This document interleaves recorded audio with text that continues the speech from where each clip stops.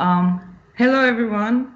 Today we are here with Massoud Bakhshi for the film Yalda, the A Night for Forgiveness, and it's the opening film, and we have, of course, very curious questions about the film for Massoud. Hi, Massoud.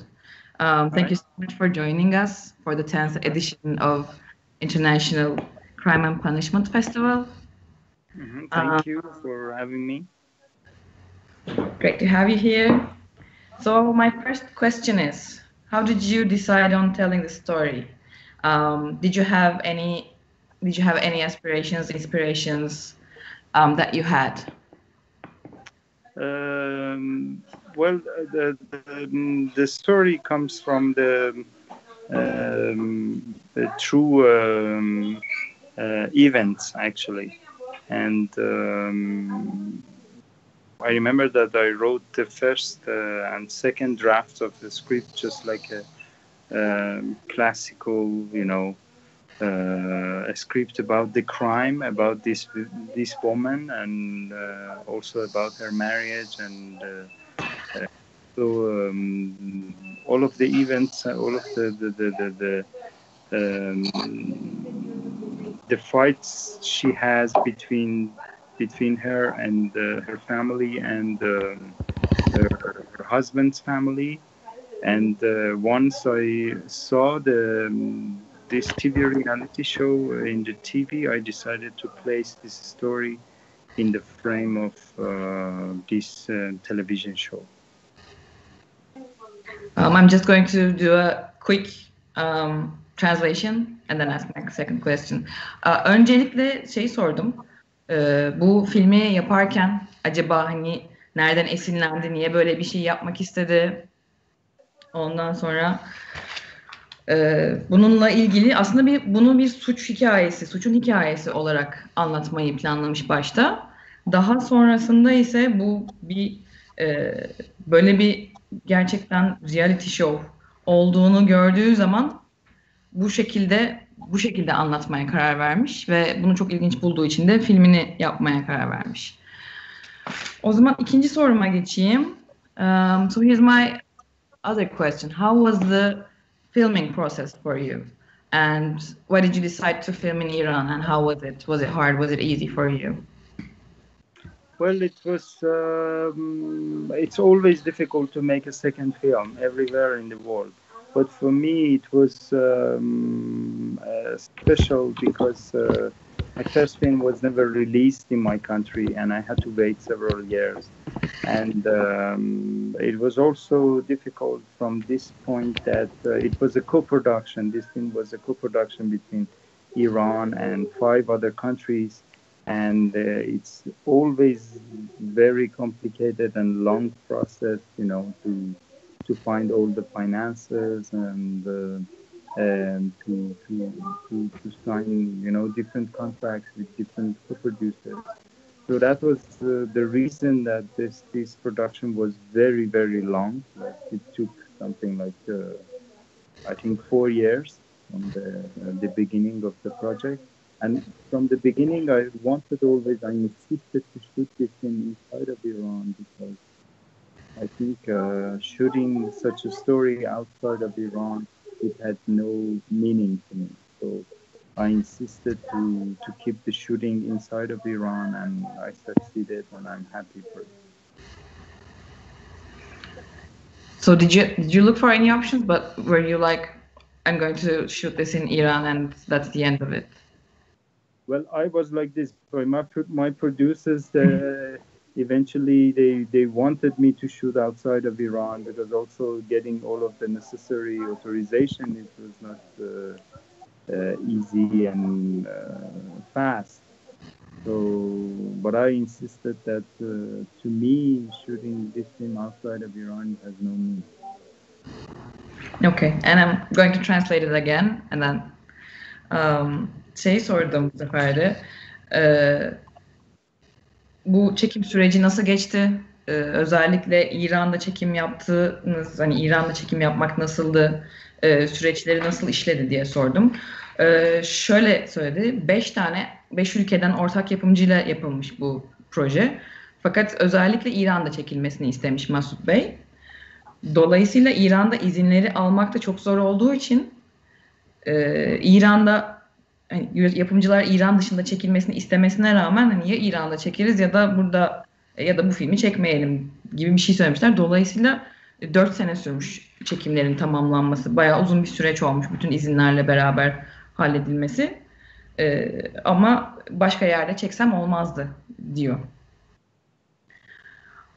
And did you have any problems during after getting the permits, the filming in Iran? How was it? Was it I mean, after you start shooting, did you have any problems or was it smooth? No, I had no specific problem. I mean, that once you get the permissions, it's always, it's just like the shooting like in other countries. But getting all the necessary permission, it's taking a long time. Bununla birlikte aslında izinleri almak uzun süren kısmı diyor. İzinleri aldıktan sonra yani her türlü onayı almak çok sürüyor. Onları aldıktan sonra çekim süreci bizim için rahat geçti diyor. So I have another question regarding the cast of the characters of the film. It's mostly it's a story of women anyway, but most of the cast and characters are women anyway. Like even after both the main characters and the other characters, like the TV station and everywhere, it's mostly women. So was this an intentional choice, or how did that happen? Well, yes, this is a kind of female story happening between two protagonists of the film, who are two women actually, Mariam and Mona. And of course, there are other female characters, such as the mother of Mariam, or the lawyers, or the adoptive mother, that arrives later in the story. But for the theme of the television show, in my script, I wrote the roles for the man. And once I visited a kind of real TV studio, I noticed that there are mainly women who are working. So I changed this detail in the script, and I wrote all of the technician roles for the women. And that's why in the existing film you see at least 9 female characters, 10 female characters. Şey sordum bu sefer. Filmde izlediyseniz zaten çoğunluğu karakterlerin kadın. Ya bu özellikle yapılmış bir seçim miydi? Nasıl böyle bir karar verdiniz diye sordum. Bununla ilgili olarak aslında başta ana karakterler zaten kadın hikayesi ama yan karakterlerin, mesela televizyonda çalışanların erkek olmasını planlamış aslında başta.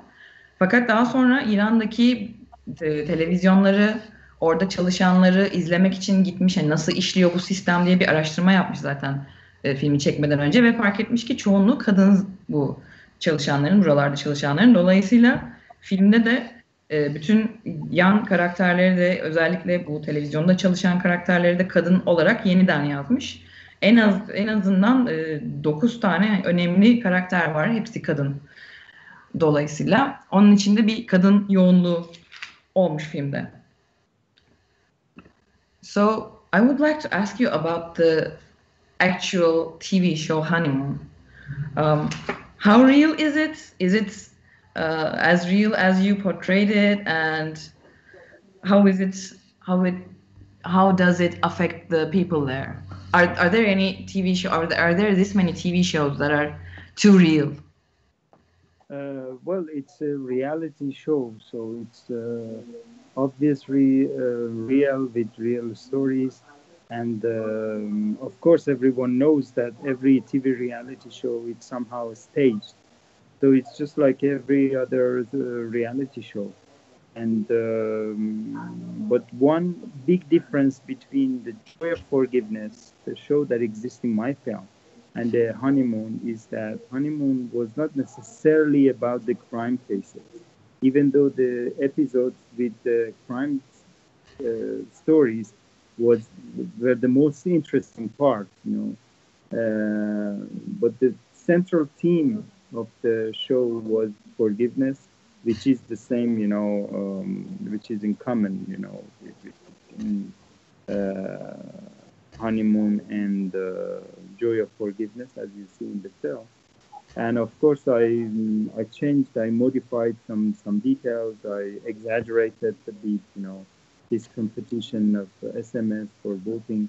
And basically, the idea was to invite the spectator of the cinema to replace the spectator of the television and to see how horrible it is to judge or prejudge, every guest without knowing the whole story. And of course, right after my film, the production of the Honeymoon was stopped, and with no explanation. But I think it's a good sign. Şeyi sordum. Bu Honeymoon adlı bir televizyon şovundan esinlenme olduğu için ne kadar esinlenmiş, bu böyle gerçekten bu kadar gerçeküstü programlar var mı ve nasıl etkiliyor bu insanları diye sordum. Tabii ki de hani zaten reality show'lar hayatımızın bizim de hayatımızın bir gerçeği ama tabii ki yarısı kurmaca. Çok gerçek değil fakat şey dedi. En büyük benzerliği affetmek üzerine kurulu olması. Filmdeki Show'un ve Honeymoon isimli ikisinin de affetmek üzerine kurulu olması. Tabii filmde suç odaklı ve suçu affetmek gibi bir konu üzerine yoğunlaşılıyor. Bu Honeymoon'da o kadar da hani şey değil. Filmde tabii ki de daha SMS vesaire gibi konuları abartarak göstermeyi seçtim diyor. Aslında filmde sinema izleyicisinin televizyon izleyicisinin yerine geçerek televizyon izleyicisinin az bilgiyle verdiği kararları görmesini sağlamak istedim gibi bir yerden yaklaştık. Fakat şöyle bir şey olmuş. Bu filmin gösterime girmesinden sonra zaten bu Honeymoon denen televizyon programı da şeyi durdurmuş. Yani kendi açıklama yapmadan son vermiş programlarına. Another question I have is the film was received very well in Europe and in the US and received good awards. But how was it received in Iran? Well, we decided to release the film in a time that was very, very strange, because of this virus. And it was right after the first confinement in the last June. But I really wanted to release the film because I knew that there is this kind of competition between the commercial films and our film, which somehow a kind of independent film. And the film, I mean, right after its release, we knew an NGO, run by women who were taking care of the victims' families and, going to victims' families and trying to get, their forgiveness, to save the life of some criminals, in non-intentional, murders. And with the help of this NGO, we did a very nice campaign for the film. And we could actually get more audience between the lawyers or the journalists, and the people who were not necessarily the cinephiles, but they were interested, seeing the film because of its subject. And we decided to dedicate also to give the income of this national release, to saved the life of two convicted prisoners. And after 3 months, we succeeded. So the film had a kind of great social impact also. That's great to hear, by the way. That's Mhm. very nice. Şeyi de konuştuk şimdi. Yurt dışında, Avrupa'da ve Amerika'da çok güzel karşılandı film. Yani güzel ödüller de aldı, güzel bir yolculuğu da oldu. İran'da nasıl karşılandı? Oradaki etkisi ne oldu diye sordum. Şöyle bir şey, böyle zor bir zamanda çıkarttık bu filmi. Yani dönem dolayısıyla zordu. Fakat hani daha gişe filmlerinin karşısında bağımsız film çıkarmanın hem önemini düşünerek her türlü çıkalım dedik dedi. Hem de kadınlar tarafından yönetilen bir NGO, yani NGO'larla beraber çalışmışlar.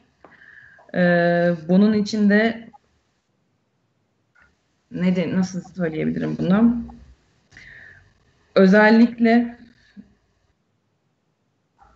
şöyle isteyerek olmadan yapılan insan öldürmelerin önüne geçmeye çalışıyor. Yani istemeden adam öldüren ve bununla beraber suçlanan kişilerin suçlamalarıyla karşısında savunma yapan bir NGO ile beraber çalışmışlar ve özellikle İran'daki yerel gelirlerini bu NGO'ya yapmışlar.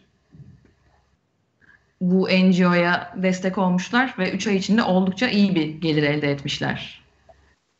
I have another question.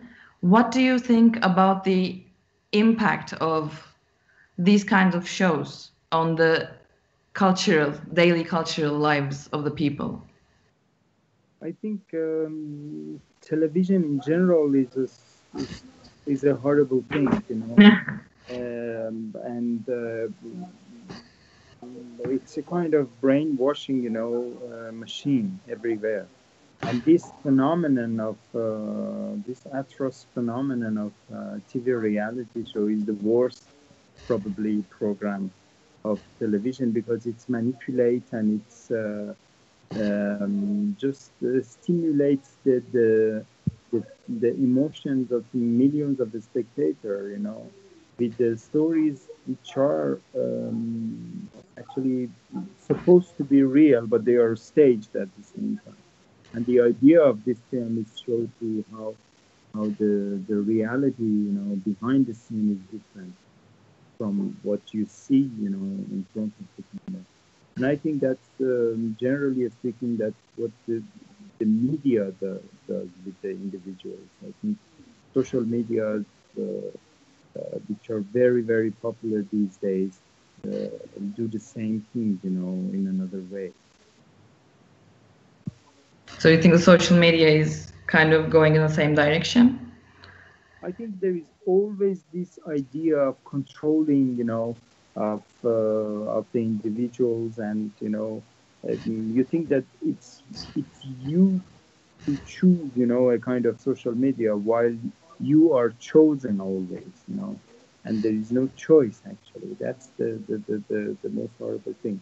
And another thing which is really frightening is that at every moment you are invited to judge, you know, while you don't know nothing about the stories you see, the people you see, but at the same time you are somehow forced to judge, you know, and to give the judgment about the others.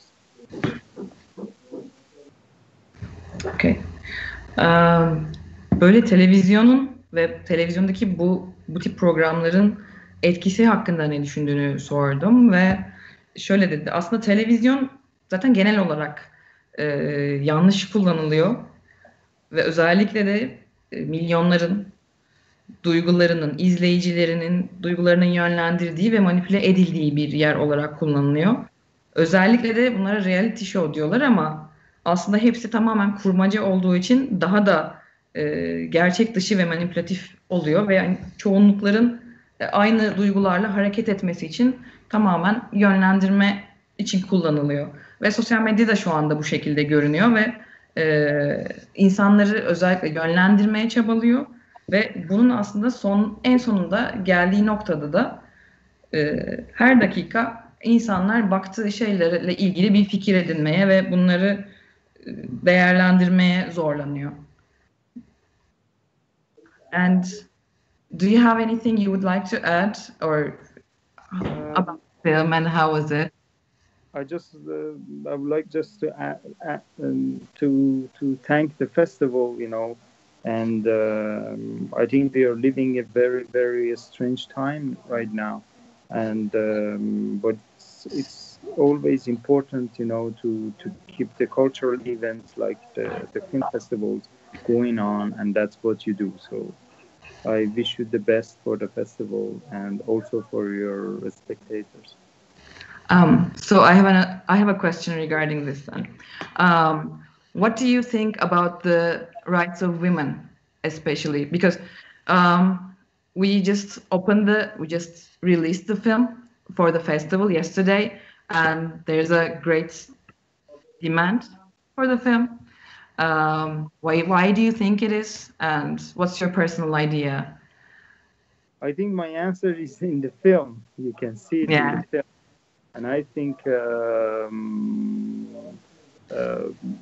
well, personally, I think that they are, especially Iranian women, I think that they are very strong and they are more and more, aware of their rights and they stand for their rights. And that's the interesting thing that you see in the Iranian society.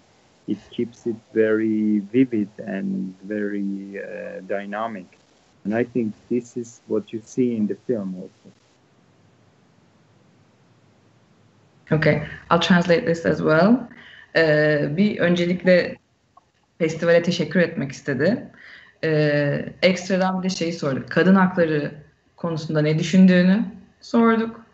Ayrıca zaten dün izlenmeye açıldı film ve yoğun bir ilgi var. Bunun nedeni ne olabilir? Bunu sorduk. Şey dedi, zaten bu konuyla ilgili cevabım bu filmde bulabilirsin gibi bir yönlendirmemiz oldu. Özellikle İran'da ve İranlı kadınların şu anda yaşadığı hayat ve bu konu dinamik ve güncel olduğu için ilginin büyük olması doğal gibi bir yaklaşım oldu. So, thank you. Thank you and have a good night. Joining us and you too. Thank you. Bye bye. Bye bye.